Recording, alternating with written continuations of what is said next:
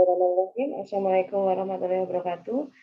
Selanjutnya untuk penjelasan tentang AIDA yang minggu lalu, ya untuk minggu ini saya coba jelaskan tentang lanjutan daripada teori dari pemasaran ya. Di sini ada pendekatan pemasaran ini berdasarkan komoditi dan institusional serta fungsionalnya.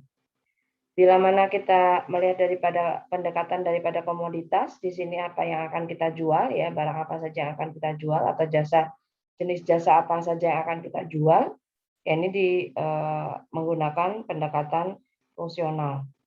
Dengan strategi pemasarannya di sini adalah di mana perusahaan ini memilih dan menganalisis pasar sasaran yang akan dimasukinya. Ada dua variabel di sini yang dapat menjadi pada saat penyusunan strategi, yaitu ada variabel yang dapat dikontrol, yaitu di sini antara lain adalah segmentasi pasar, anggaran pasar dan waktu, serta bauran pemasarannya. Kemudian ada variabel yang tidak dapat dikontrol. Di sini adalah keadaan persaingan, perkembangan teknologi, perubahan demografi, kebijakan politik ya tentunya yang dianut oleh pemerintah, serta sumber daya alamnya.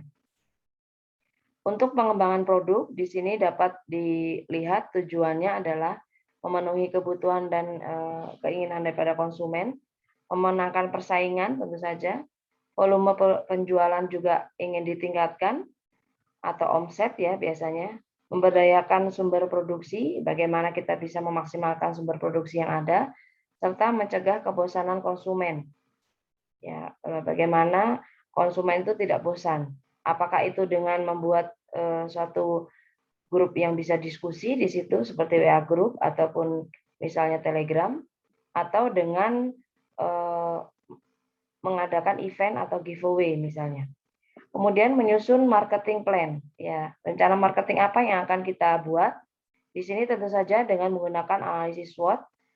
Kemudian tujuan daripada pemasaran itu apa, strategi yang dipakai itu apa, kemudian jadwalnya itu kapan akan dilaksanakan, dan pengawasan serta anggarannya itu berapa yang akan dikeluarkan. Profil usaha di sini adalah yang sering kita kenal atau lebih dikenal dengan company profile ya.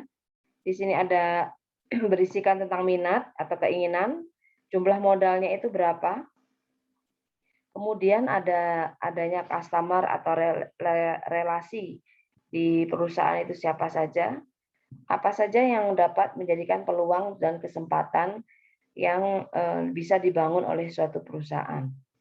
Ini ada jenis usaha, yaitu ada pedagang besar, retail, dan kaki lima. Ini bagaimana kita memilih daripada sistem perdagangan yang akan kita pakai. Kemudian di sini juga ada sistem waralaba, ya di mana kita memberikan royalti kepada para pengguna daripada franchise yang akan kita tempuh. Di sini jalan menuju sukses menjadi wirausaha yang pasti kita bekerja keras, ya bekerja sama dengan orang lain, artinya teamwork, ya berpenampilan yang baik, ya artinya sopan, tetap memiliki etika, kita yakin tapi tidak sombong, ya.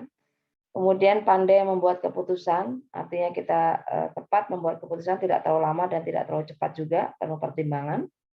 Menambah ilmu pengetahuan, artinya kita bisa menambahnya misalnya selain di bangku kuliah, misalnya kita bisa mengambil suatu kursus terhubungan dengan kompetensi yang akan kita ambil dalam kita berbisnis.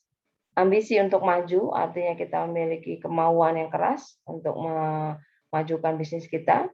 Dan kita pandai menjalin komunikasi, artinya kita bisa berkomunikasi yang baik dengan relasi, dengan kompetitor, dengan konsumen tentunya, ya. Nah ini manajemen pemasaran ini juga mengadopsi pada konsep penjualan, konsep pemasaran, dan konsep daripada pemenuhan untuk kebutuhan di masyarakat. Baik, untuk kali ini pertemuan hari ini kita sampai pada karakteristik wirausaha. Ya, di sini ada 13 yang harus kita kuasai. Ya, artinya kalaupun kita tidak 13-13-nya, kita paling nggak ada 10 lah yang kita miliki sebagai wirausaha yang sukses. Untuk manajemen pemasaran akan dibahas di pertemuan selanjutnya. Terima kasih atas perhatiannya. Mohon maaf bila ada kekurangan. Wassalamualaikum warahmatullahi wabarakatuh.